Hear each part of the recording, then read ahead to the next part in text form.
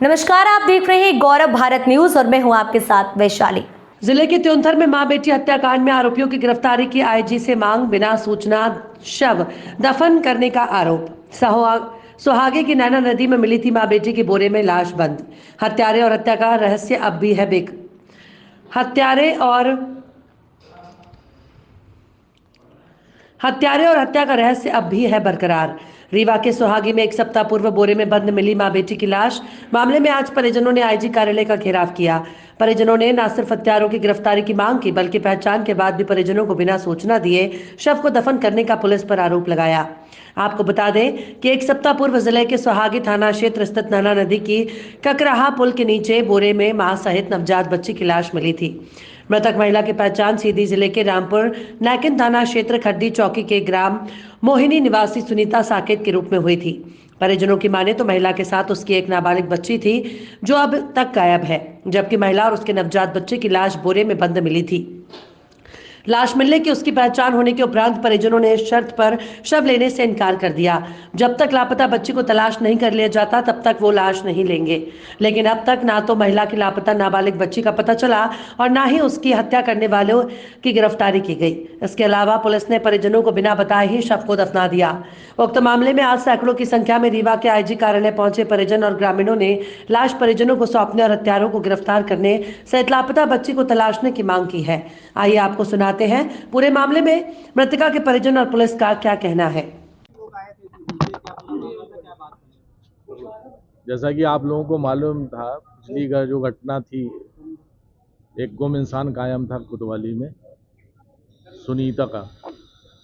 सुनीता के परिजन और उनके कुछ सहयोगी लोग आए थे और वो ये चाह रहे थे कि इसमें प्रकरण पंजीबद्ध हो।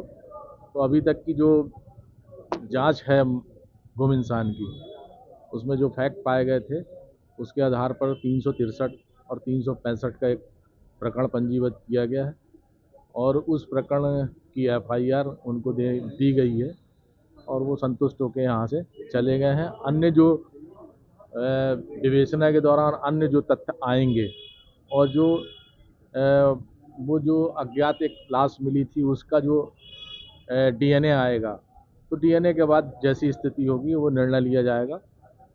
अभी हमारी विवेचना जारी है। पूरा मामला ये था कि मेरी ननद सुनीता साकेत और मेरी भांजे नैन्सी साकेत 29/8/2023 को घूमी थी और आज तक कुछ नहीं था। और 7 फरवरी को उनकी बॉडी मिली सुनीता साकेत का, और वो नैन्सी साकेत का अभी तक कोई पता नहीं है कि कहाँ है कहाँ नहीं है। तो उसी के लिए आज हम लोग यहाँ मांग करने आए थे आईजी सर के पास। तो सर बोले कि आपको न्याय मिलेगा, पूरा भरोसा रखिए आप, कि आपको हम पूरा न्याय दिलवाएंगे।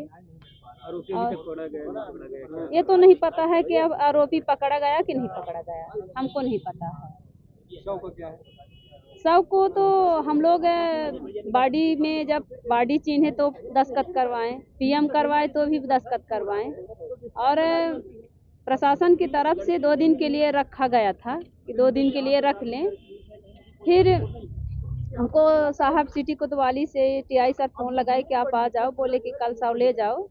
हम बोले कि कल त्योहार है बसंत पंचमी, तो हम नहीं ले जाएंगे, क्योंकि हमेशा मेरी वो त्योहार हमेशा नहीं रहेगी, खत्म हो जाएगी, हम लोग कुछ नहीं कर सकते हैं उस दिन को।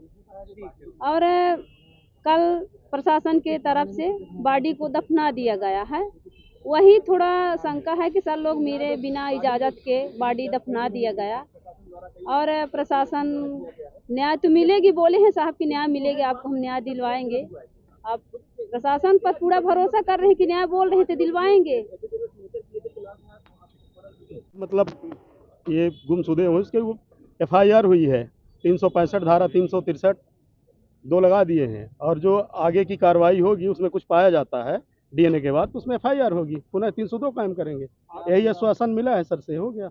आपका आरोप है कि हमें बगैर सूचना दिए बॉडी को दफना दिया गया। हाँ, ये बात तो सत्य है, लिखित में दिया गया था, परिजन ने लिख के दिए थे। जब तक उस समय हाँ, क्या बातें हुई थी, अभी क्या हुआ है? बातें ये हुई थी कि भाई 2 दिन के लिए मोहलत चाहिए, 2 दिन बाद हम बॉडी ले जाएंगे। तो उसके बाद कोई सूचना तो नहीं मिली है, लेकिन थाने के लोग बोल रहे हैं कि थाने में दी गई है सूचना। बॉडी के लिए, लेकिन मृतक के परिजन रामपुर नैकिन थाना लगता है, मृतक के परिजन को नहीं दिया गया है। थाना प्रभारी की वहाँ की जानकारी आपको नहीं दी? नहीं, कुछ भी नहीं हुआ बात, कोई भी बात नहीं हुई। अभी अंदर क्या बात हुई है? अंदर यही जो बताए सर, पहले बता तो चुके, यही बात है। बात बनी, क्या निष्कर्ष निकला है? निष्कर्ष ये FIR कॉपी दे दिए हैं, FIR धारा दर्ज करा दी गई इनके खिलाफ, और इसको जो है तत्काल जेल भेजा जाएगा। DNA रिपोर्ट का जो रिपोर्ट नहीं आई है, उसी केस के बिंदु में आ जाने के बाद स्पष्ट हो जाएगा केस में। अभी गिरफ्तार आरोपी है, और जो कि प्रकरण उसके ऊपर दर्ज कर दिया गया है, अपहरण केस भी दर्ज किया गया है। और अभी अपहरण का जो लड़की गायब है, उसी का प्रकरण दर्ज किया है। और इस केस में क्या है, पोस्टमार्टम रिपोर्ट पर डिपेंड है। पोस्टमार्टम रिपोर्ट के बाद DNA टेस्ट कराई जा रही है कि अगर DNA टेस्ट में आ जाएगा, इसलिए हम लोग अभी इंतजार करें, DNA टेस्ट आ जाने के बाद ही स्पष्ट हो पाएगा। अब पुलिस के आश्वासन के आधार पर हम लोग आज ये जो हम लोग आंदोलन किए थे, मिलने आए थे, इसको समाप्त कर रहे हैं। और समय देने से आपको 1 हफ्ते का हम लोग समय दे रहे हैं। अगर इसमें कार्रवाई नहीं होती तो हम लोग पुनः बड़े आंदोलन के रूप में आप उग्र लोग आंदोलन करेंगे। कभी आर्मी की चीफ भी आएंगे। की बात हुई है, डीएनए कब तक आएगी? DNA का 2 दिन का समय लेगा, 2-3 दिन में DNA आ जाएगा। क्योंकि इस केस में जो अपराधी है, जिसको जो नाम आ रहा है, वो एक आतन अपराधी और सातिर अपराधी